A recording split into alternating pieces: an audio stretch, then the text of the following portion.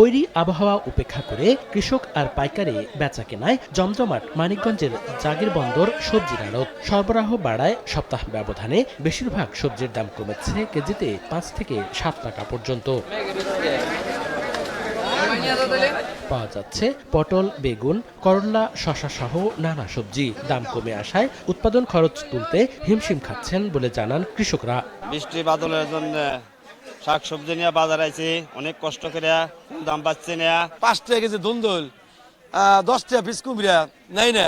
এত পরিশ্রম করেও দাম পাইতেছি না, পরিশ্রমের মূল্য হইতেছে। সপ্তাহের ব্যবধানের মধ্যে কৃষক আর কি মরার জো হয়ে গেছে। এদিকে সাগর নদীতে নিষেধাজ্ঞা উঠে গেলেও ইলিশের দাম কমছে না মুন্সিগঞ্জে।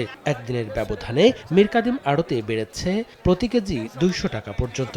শুধু ইলিশ নয়, সব মাছেরই দাম চড়া।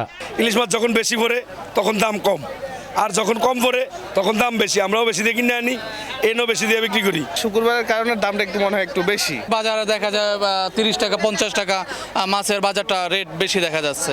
মাছ মনে হয় না আগের মতো গরিবে খাইতে না, মাছের দাম বেশি, আমদানি কম। অভিযান কমছে, সাগরে বৃষ্টির লেগে নৌকা নামে না, তো মাছ আয় না। মনে হইতেছে যে ওরা একটা সিন্ডিকেট কিছু করে, তেমনই হয়তো। না হয়তো মাছ তো কম বেশি আছে, তার মধ্যে দাম ছাড়ে না ওরা। দেশের অন্যতম চাল উৎপাদনকারী জেলা নওগাঁয় সপ্তাহ ব্যবধানে প্রতি কেজি চালের দর বেড়েছে 2 থেকে 3 টাকা পর্যন্ত। ধানের দাম বাড়ায় দর বাড়ানো হয়েছে বলছেন মিল মালিকরা। বাজারে সরু চাল জিরা প্রতি কেজিতে 2 টাকা বেড়ে বিক্রি হচ্ছে 70 টাকায়, কাটারি 3 টাকা বেড়ে বিক্রি হচ্ছে 73 টাকায় এবং প্রতি কেজি স্বর্ণা 2 টাকা বেড়ে 55 টাকায় বিক্রি হচ্ছে। মনিরুজ্জামান প্রান্ত, সময় সংবাদ।